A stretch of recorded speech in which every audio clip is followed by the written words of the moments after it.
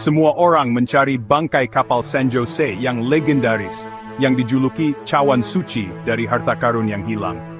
Dan memang ada alasannya, kapal itu penuh dengan emas, perak, dan zamrud. San Jose tenggelam pada tahun 1708 di lepas pantai Cartagena, Kolombia, membawa harta karun dari Peru untuk mendanai perang bagi Spanyol. Maju cepat ke tahun 2015, setelah lebih dari 300 tahun di bawah air, akhirnya ditemukan. Hasilnya, emas, perak, dan zamrud, senilai 260 triliun rupiah yang mencengangkan. Tapi sekarang, drama yang sebenarnya dimulai. Kolombia, Spanyol, dan Peru semuanya memperebutkan kepemilikan. Siapapun yang menang bisa mengubah nasib negara mereka dalam semalam. Sampai saat itu, bangkai kapal paling berharga di dunia tetap menjadi pusat tarik-menarik global.